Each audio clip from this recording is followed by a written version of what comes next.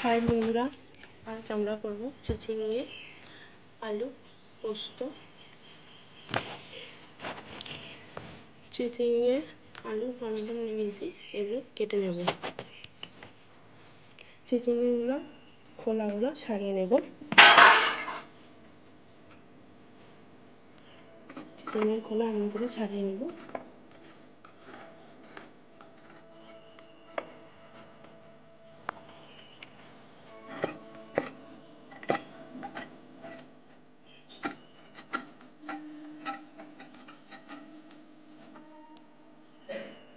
আমি এখানে চিচিঙ্গাটা অর্ধেক করে নিতে খুব সুন্দর খোলাটা ছেড়ে গেছে।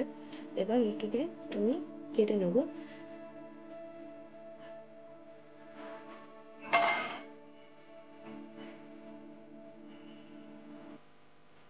আমি রেডি করে এটাকে এমনভাবে কাটতে থাকবো। যেহেতু আমি চিচিঙ্গা আলু পোস্ত করবো, তাই জন্য আমি এরকম করে কাটবো। আমার চিচিঙ্গাগুলো কাটা হয়ে গেছে। কেটে সব চিচিঙ্গাগুলোকে পোস্ত চিচিঙ্গে এমন করে কাটে। এবার এগুলোকে ধুয়ে নেবো। চিচিঙ্গাটা খুব সুন্দরভাবে ধুয়ে নিয়েছি, পরিষ্কার হবে। এবারে গ্যাস ছাড়বো।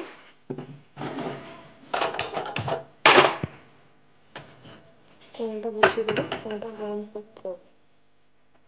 কড়াইটা গরম হয়ে গেছে। এবার তেল ভাজি গরম সম্পূর্ণ রিফাইন তেলে করবো।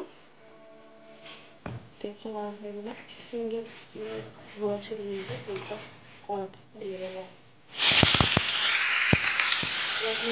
আস্তে আস্তে সবগুলো দিয়ে দেবো। এবারে ফুলগুলো নিয়ে নেবো। চিচিঙ্গাগুলো যাতে ভালোভাবে ভাজা হয়, সামান্য একটু হলুদ দিয়ে দেবো।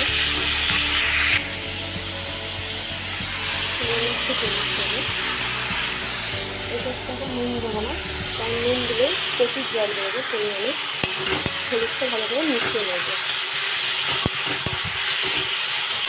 এরকম ভাজতে পরে এখানে আমি আলু টমেটো আলুকে কেটে নেবো।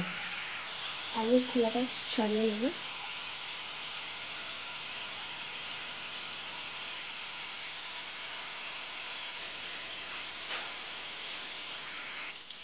আলুর খোলাটা ছাড়ানো হয়ে গেছে। এবারে এগুলো কেটে নেবো। দিয়ে লম্বা লম্বা করে আলু ঠিক চৌকো চৌকো করে কাটবো।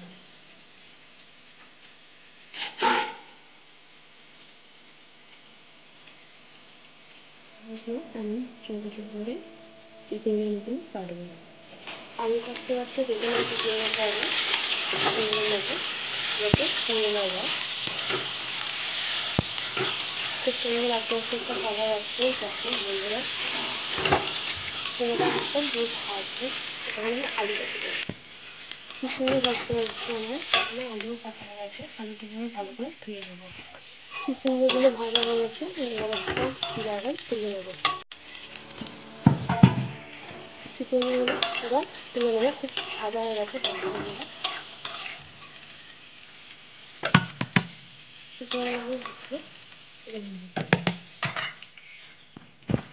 যেহেতু চিচিঙ্গাটা বুঝতে পারছি, আজ কিছু ফোড়ন দেবো না, শুধু তেলটাকে দিয়ে নেবো।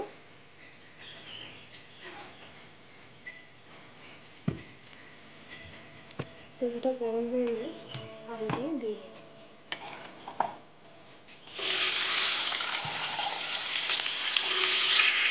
আলুগুলোকে নেড়ে নেবো।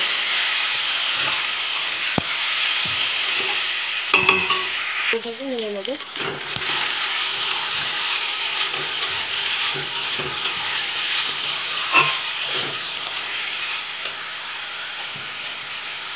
টমেটোগুলোকে আমি কেটে নেবো।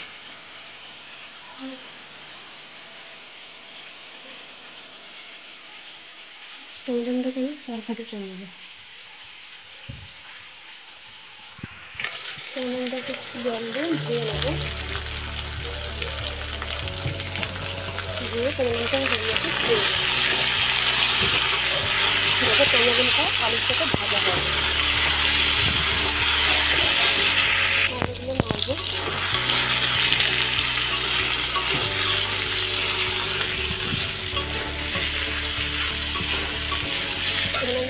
পেস্ট করে রেখেছিলাম, তো এটা একটু দিয়ে দেবো। আলুগুলো একটু ভাজা হয়ে গেলে তারপরে আদাটা দিয়ে দেবো। সেগুলো আমার আলুগুলো ভাজা হয়ে গেছে, এখন আমি আদাটা দিয়ে দেবো। আমি আমার পরিমাণ মতো আদা দিয়েছি, আদাটা দিয়ে ভালো করে মিশিয়ে নেবো।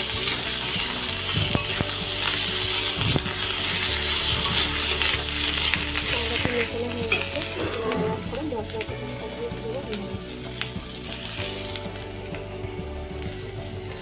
সামান্য দিয়ে দিয়ে হলুদ গুঁড়ো,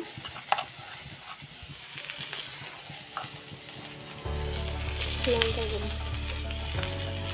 আমার পরিমাণ মতো ভাত দিতে তোমাদের পরিমাণ মতো দিয়ে ভালো করে মিশিয়ে নেব। ভালো করে মেশানো হয়ে গেছে, এবার সামান্য একটু জল দেবো যাতে মশলাটা পুড়ে যায়।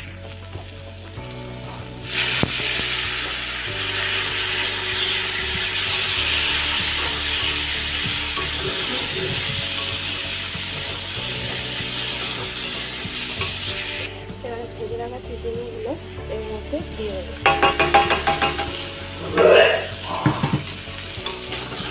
ভালো করে মিশিয়ে নেবো।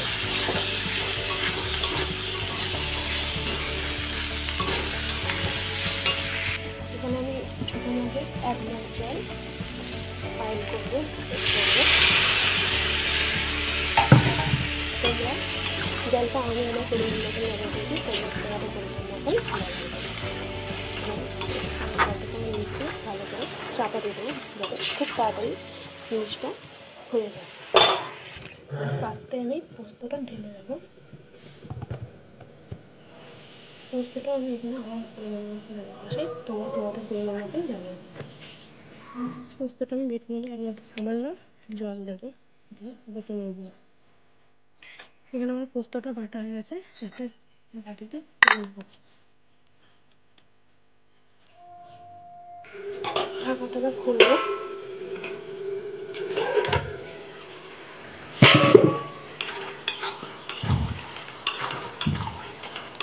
দেখে নেবো আলু সেদ্ধ দিলাম। বন্ধুরা খুব সুন্দর আলু সেদ্ধ হয়ে গেছে। এবার ভেতরে রাখা পোস্তটা এর মধ্যে দিয়ে পোস্তটা ভালো করে ফ্রাই করে নেবো।